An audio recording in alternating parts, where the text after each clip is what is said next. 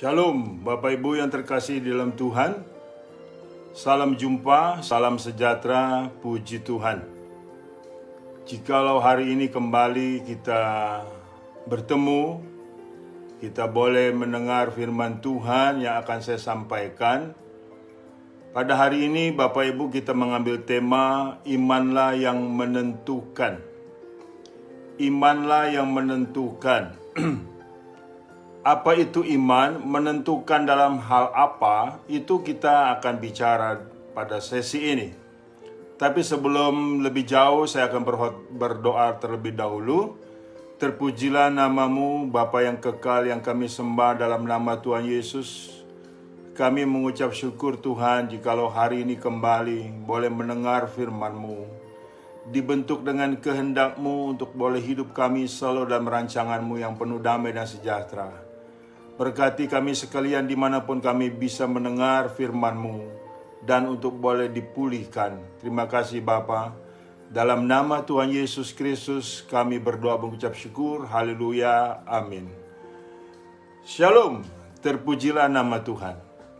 Imanlah yang menentukan. Itu tema kita di hari ini. Saudara, seringkali kita bicara kita orang beriman. Saudara, agama lain juga bicara soal orang beriman, saudaraku. Dan seringkali banyak orang Kristen bicara, saya percaya Pak ada Tuhan. Setan juga percaya ada Tuhan. Nah, inilah persoalan-persoalan yang rancu ini hari ini kita harus jawab. Supaya Bapak Ibu tidak mengalami keraguan-raguan, tidak mengalami kebingungan. Tuhan yang mana yang Bapak Ibu sedang beriman? Sudah barang tentu di sini beda, bukan dengan kepercayaan lain. Adapun dalam hal ini Bapak Ibu, saya akan ambil dulu sebagai ayat pembuka di Ibrani pasal 11. Supaya iman itu apa, kita mengerti, ya kan? Kita paham, kita tahu, saudaraku.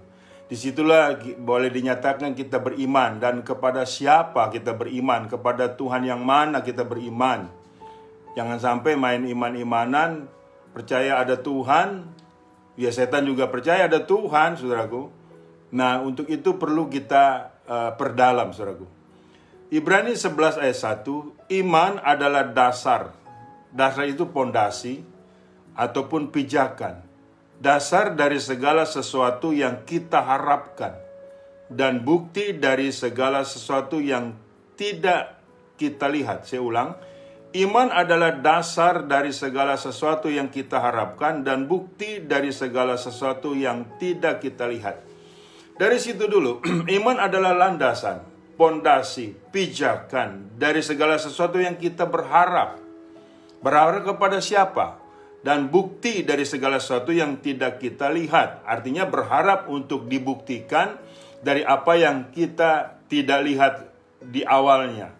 Nah, ini siapa yang mengadakan? Kita harus paham dulu, saudaraku. Siapa yang mengadakan dari apa yang kita harapkan, dari apa yang kita minta, dari apa yang kita inginkan. Mungkin kita bertanya, dari Tuhan Yesus, Pak. Nah, oke, betul itu dari Tuhan Yesus. Tapi, apakah kita sudah beriman kepada Tuhan Yesus? Nah, kita balik lagi seperti itu. Supaya Bapak Ibu tidak mengalami nilai kegoncangan, kebimbangan, tatkala waktu proses dalam jawaban itu ada jeda waktu. Nah, seringkali di sini saudaraku persoalannya. Maaf. Persoalannya di jeda waktu. Dan pada akhirnya muncul keraguan-raguan, saudaraku. Nah, itu namanya orang belum beriman, saudaraku.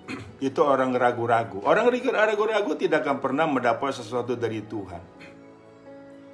Sebelum saya lebih jauh, saya jelaskan dulu di sini supaya kita paham.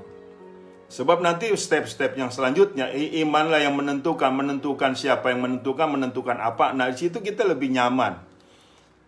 Kalau kita memahami, jikalau kita sudah beriman mutlak kepada Tuhan Yesus Kristus.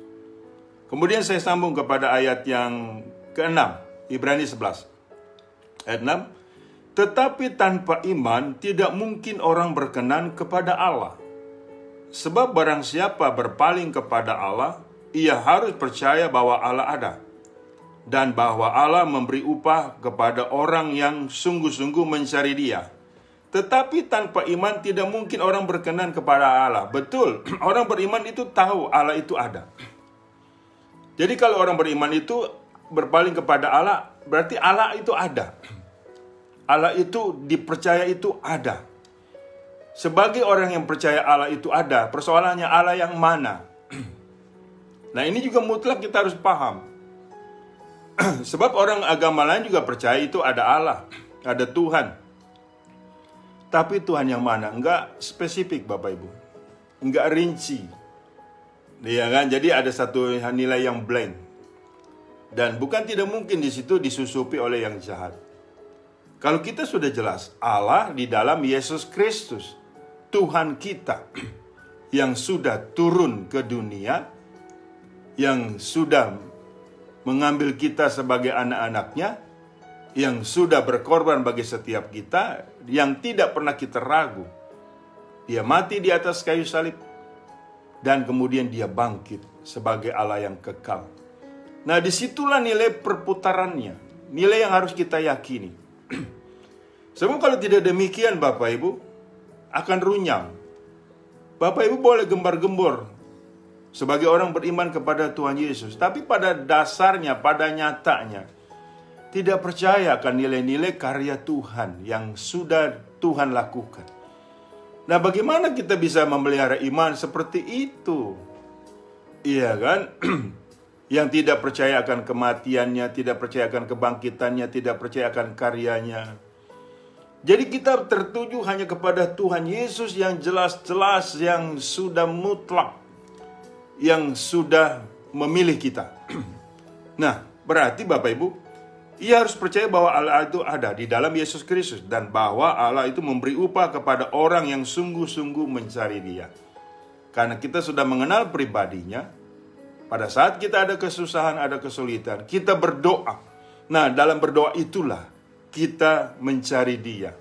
Artinya kita datang kepada Dia dan menyembah Dia dan memohon, meminta kepada Dia. Jadi sudah mengerucut, Bapak Ibu.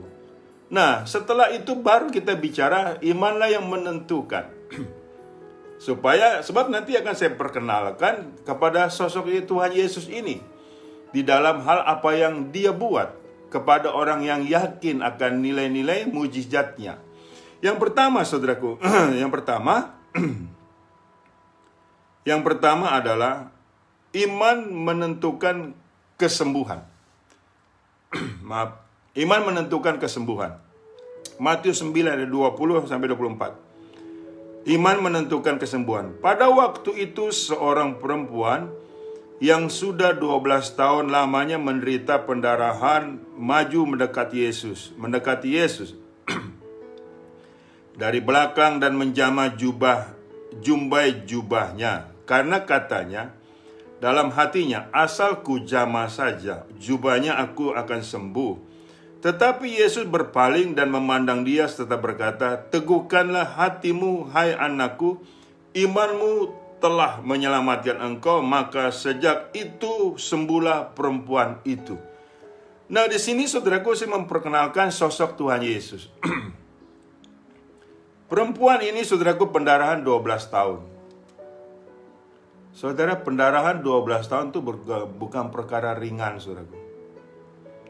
Iya kan, ini perkara berat. Mama saya saja, orang tua saya, ibu saya, pendarahan tuh 2 bulan. Itu saudaraku tersiksanya minta ampun. Iya kan, stresnya luar biasa. Baru 2 bulan loh, ini 12 tahun. Nah, di sini saudaraku, saya tidak ingin sebagai orang Kristen kita mengalami keraguan-raguan kepada sosok Tuhan Yesus ini. Makanya di sini saya tampilkan ayat ini untuk membuktikan bahwa mujizat keluar daripada nilai Tuhan Yesus yang dinyatakan terhadap perempuan yang pendarahan ini. Perempuan pendarahan ini, saya percaya dia mendengar siapa Yesus. Maaf. Tetapi dia mengalami kesukaran untuk maju, Bapak Ibu, karena banyak orang. Ya, sudah barang tentu tubuhnya lemah. 12 tahun pendarahan, saudaraku, itu bukan main-main, saudaraku. Tetapi di sini dia bertekad. Jadi, saudaraku, perlu Anda perhatikan, saya potong sebentar. Di sini kita dan saya percaya Bapak Ibu tidak lagi ada persoalan dengan Tuhan Yesus, bukan? Kalau Anda masih ada keraguan soal Tuhan Yesus, tidak sampai ke taraf ini, saudara. Tidak bisa. Tidak bisa memakai ayat ini, saudaraku. Sebagaimana bukti Anda juga mau disembuhkan. Seringkali, saudaraku, banyak jemaat yang komplain dengan saya. Pak, kalau Tuhan Yesus di Alkitab menyembuhkan orang pendarahan 12 tahun. Kok saya pendarahan belum sembuh-sembuh, Pak? Dia pakai ayat ini. Pakai ayat ini. Saudaraku, saya kemudian memberitahu mengenai nilai pribadi Tuhan Yesus. Harus dia percaya dulu. Kemudian mulutnya percaya. Saya orang Kristen, Pak. Sudah lama saya jadi orang Kristen. Nah, ini persoalan lagi. Kemudian saya selusuri percakapan itu. Ternyata walaupun dia sudah lama menjadi orang Kristen, ada keraguan-raguan, saudaraku, dalam proses ini. Nah, itu tidak bisa, saudaraku. Orang ragu tidak akan pernah mendapat sesuatu dari Tuhan. Berarti di situ dia belum bisa memakai ayat ini sebagai nilai beriman. Atau mau memakai ayat ini boleh saja, tetapi sebagai landasan orang jangan ragu. Ya, jadi penting Bapak Ibu ya. Nah, kembali kepada ayat ini yang semula. Perempuan ini tidak ragu, saudaraku. Asal ku jamah saja pasti aku sembuh. Nah, sikap inilah yang harus kita punya kepada pribadi Tuhan Yesus. Yang tidak ragu bahwa Yesus baginya tidak ada yang mustahil. Kalau kita ragu-ragu Bapak Ibu, tidak akan pernah mendapat sesuatu. Kamu mau berapa puluh tahun pun menjadi Kristen. Bukan itu ukurannya iman. Tadi kan saya bilang, iman itu dasar dari pengharapan. Dan untuk bukti dari apa yang tidak kita lihat. Kalau engkau beriman, berpaling kepada Allah, engkau harus mengakui Allah itu ada. Bagaimana kau mengakui Allah itu ada sementara sisi lain kau tidak percaya?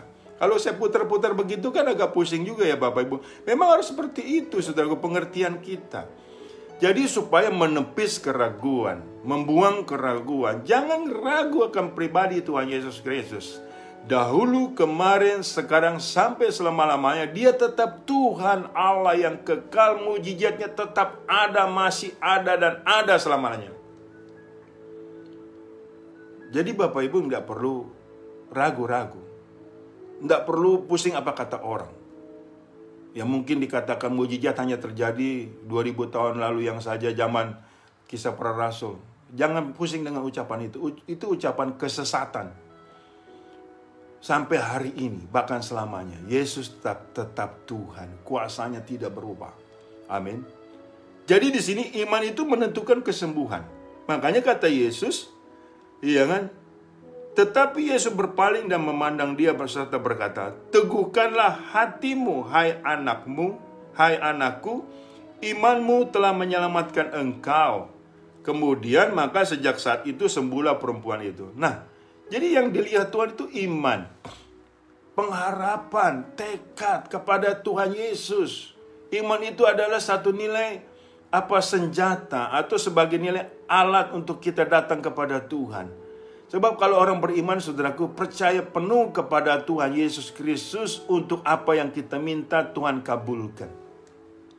Ternyata membuktikan bahwa iman itu menentukan kesembuhan.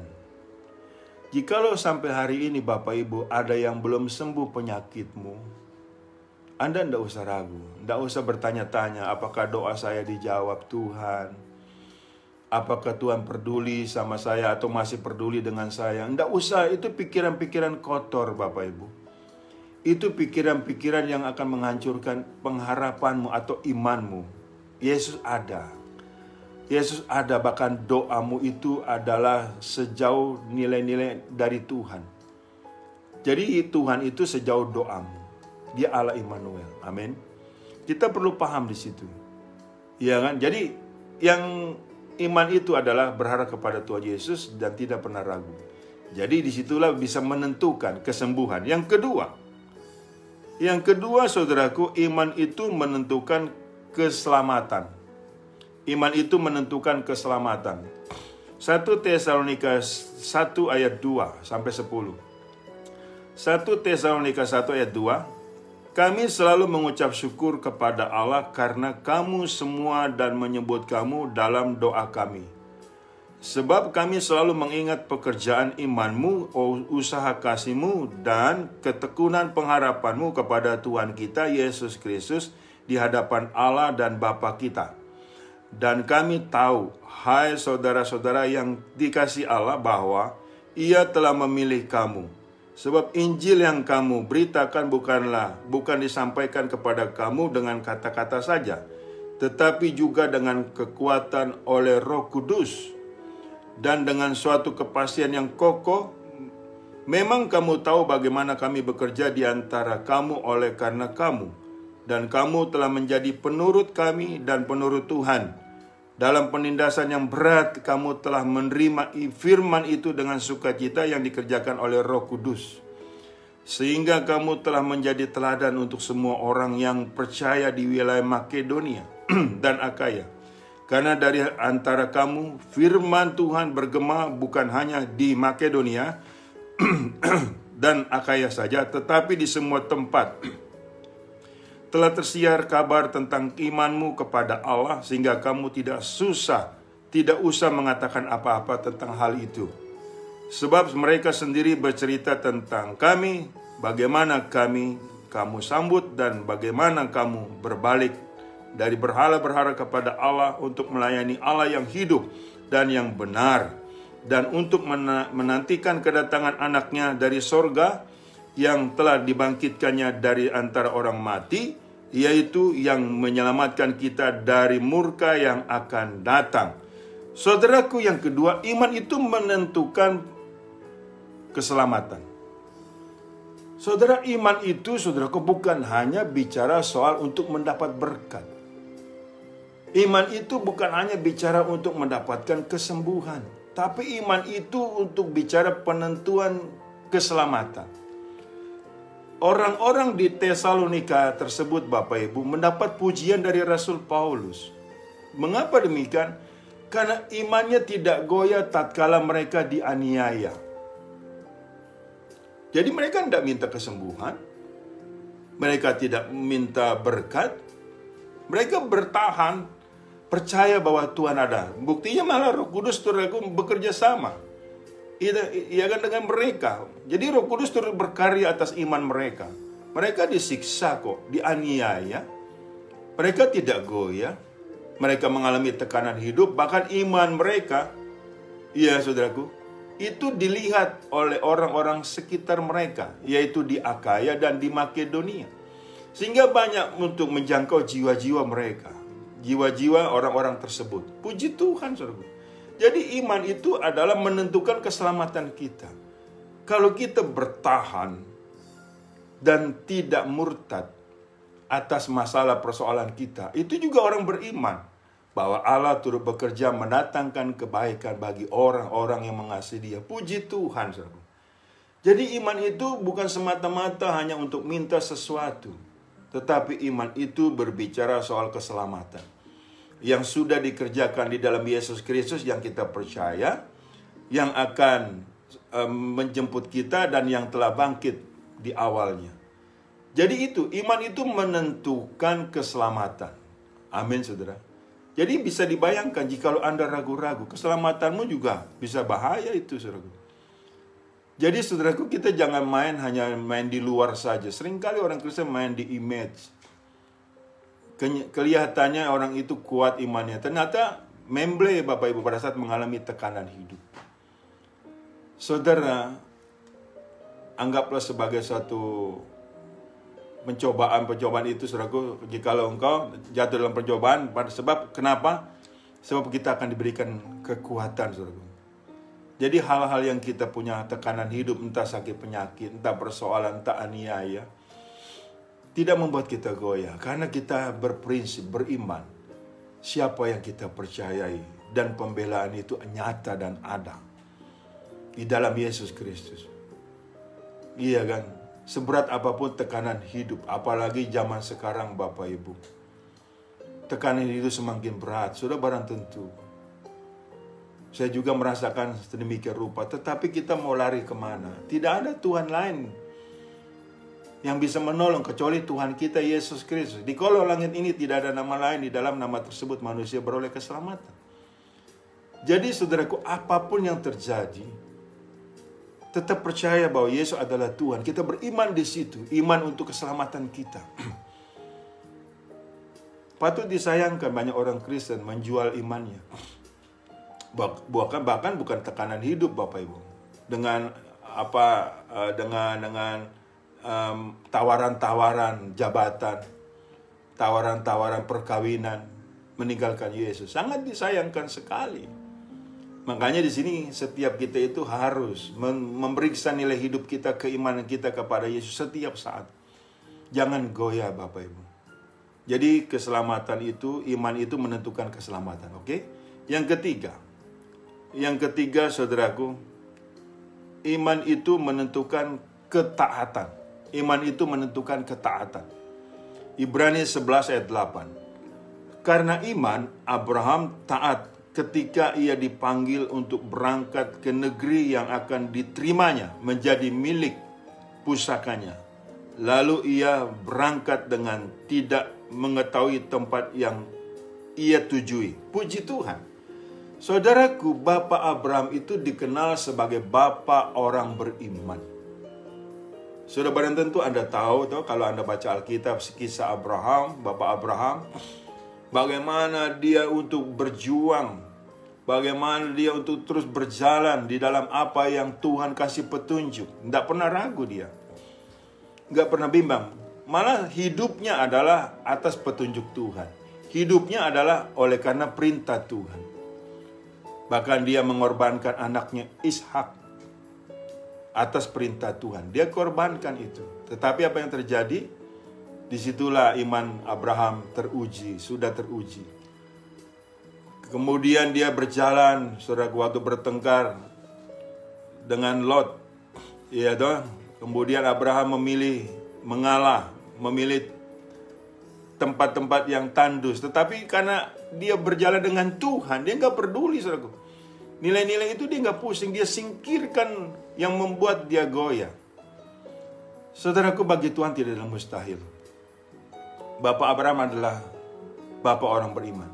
Jadi iman itu menentukan ketaatan. Kalau engkau mengatakan orang beriman, tapi kalau tidak taat, di situ saja saudaraku sudah membuktikan omonganmu tidak benar. Ya kan? Kalau orang yang beriman itu taat sampai mati. Dia nggak peduli orang lain mengatakan kau rugi kalau tidak melakukan hal ini. Padahal apa yang dilakukan hal yang tidak senonoh.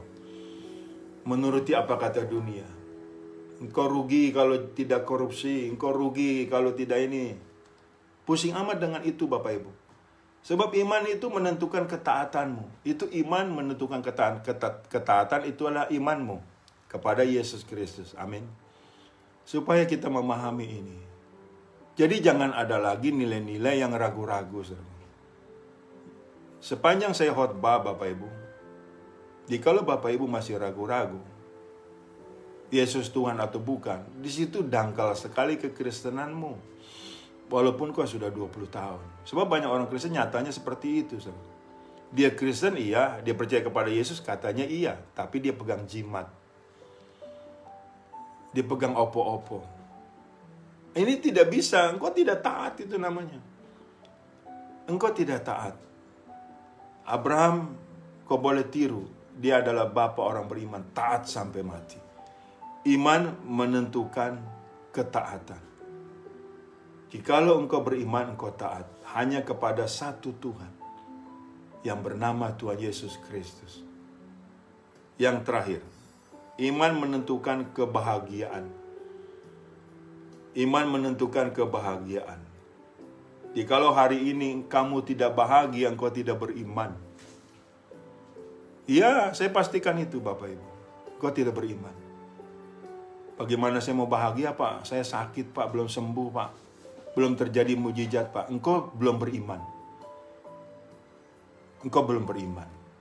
Engkau belum dikatakan orang beriman, walaupun engkau sudah dibaptis. Mau bukti? Saya bacakan Yohanes 20. Iman menentukan kebahagiaan. Ayat 26. Yohanes 20 ayat 26 sampai 29. 8 hari kemudian murid-murid Yesus berada kembali dalam rumah itu dan Thomas bersama-sama dengan mereka. Sementara pintu-pintu terkunci, Yesus datang dan ia berdiri di tengah-tengah mereka dan berkata, "Damai sejahtera bagi kamu." Kemudian ia berkata kepada Thomas, "Taruhlah jarimu di sini dan lihatlah tanganku. Ulurkanlah tanganmu dan cucukkan ke dalam lambungku, dan jangan engkau tidak percaya lagi, melainkan percayalah."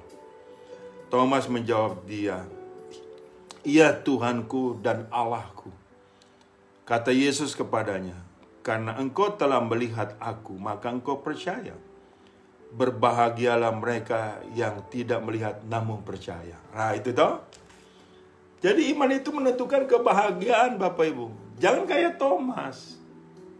Thomas sebelum mencucukkan jarinya, kata dia, di lambung Yesus, dia tidak percaya Yesus bangkit. Makanya selama dia belum melakukan itu, dia tidak bahagia Bapak Ibu. Jadi kasar itu dia lari-larian. Dia galau terus, saudaraku. Banyak orang Kristen semacam itu. Nah, akhirnya dibuktikan.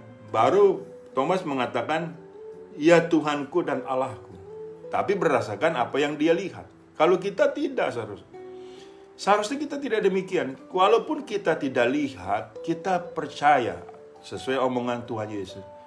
Berbahagialah engkau yang tidak melihat namun percaya. Nah, makanya di sini Bapak Ibu harus percaya walaupun engkau belum lihat atau tidak lihat. Iya kan? Nah, makanya pada saat engkau belum melihat kesembuhanmu, engkau tetap berbahagia. Itu karena membuktikan imanmu. Iya kan? Imanmu itulah yang membuat engkau bahagia, yang menentukan engkau bahagia. Iya kan? Hati yang gembira adalah obat. Saya pernah kena serangan jantung Bapak Ibu. Tapi saya tidak susah. Saya tidak khawatir. Walaupun agak sedikit shock kalau waktu dokter mengatakan Bapak kena serangan jantung. Tapi di sini saya hibur diri saya. Saya tahu, saya percaya. Saya melihat Yesus dengan iman saya. Saya tenang sampai adik-adik saya bilang, "Lu gak seperti kena serangan jantung lu. Kayaknya bohongan lu, Mbak, lu tenang saja." Ya, kenapa mesti panik Bapak Ibu? Iya toh? Kenapa kita mesti panik? Saya juga saudaraku, kalau nilai kekurangan Bapak Ibu jangan tanya. Sering saya mendapatkan hal itu. Tetapi saya tetap berbahagia. Iman saya, kebahagiaan saya kepada Yesus Kristus tidak mau diganggu-gugat oleh sakit penyakit, oleh kekurangan, oleh masalah, oleh persoalan. Seharusnya pun kita demikian Bapak Ibu. Walaupun Bapak Ibu belum sembuh, engkau tetap berbahagia. Iman itu menentukan kebahagiaan. Amin. Iya toh. Sebab itu akan menjadi bukti nilai-nilai yang engkau akan dapatkan. Engkau tetap harus berharap kepada Tuhan dan tidak pernah dikecewakan. 1 Korintus pasal 2 ayat 9, apa yang tidak pernah dilihat oleh matamu, apa yang tidak pernah didengar oleh telingamu, apa yang tidak pernah timbul dalam hatimu, itu yang Tuhan sediakan bagi orang-orang yang mengasihi Dia. Jadi iman itu menentukan kebahagiaan. Itu yang keempat, yang terakhir. Jadi saudaraku, di sini jelas fungsi iman, jelas menentukan hal apa, jelas. Amin. Saya berharap Bapak Ibu paham, percaya, setia selama-lamanya. Jangan goyah. Jangan goyah Bapak Ibu, tetap kuat di dalam Yesus. Ada amin? Haleluya. Saya berdoa, Bapa Surgawi, dalam nama Tuhan Yesus, terpujilah namamu. Aku sudah menyampaikan firman-Mu mengenai iman. Imanlah yang menentukan kesembuhan, kebahagiaan, ketaatan. Imanlah yang menentukan nilai-nilai keselamatan Tuhan. Kami percayakan hal itu. Kami tidak pernah ragu Engkau adalah Tuhan dan Juru Selamat kami. Kami berjalan bukan berdasarkan apa yang kami lihat, tapi apa yang kami percaya dalam nama Yesus. Berkati jemaat-Mu Tuhan Yesus. Dan Engkau akan membuktikan bahwa Engkau adalah Allah yang luar biasa. Terima kasih Bapa, iman kami tetap berharap kepada Tuhan Yesus Kristus yang tidak pernah mengecewakan kami.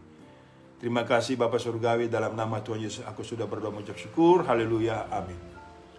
Bapak Ibu yang terkasih dalam Tuhan Yesus, terimalah berkat dari Allah Bapa di dalam cinta kasih Tuhan kita Yesus Kristus, di dalam persekutuan dengan Roh Kudus yang menyertai kita mulai dari saat ini sampai Maranatha. Tuhan datang kali yang kedua menjemput kita dalam kemuliaannya, dan kita pun layak menerima kemuliaan Tuhan dari kekal sampai kekal.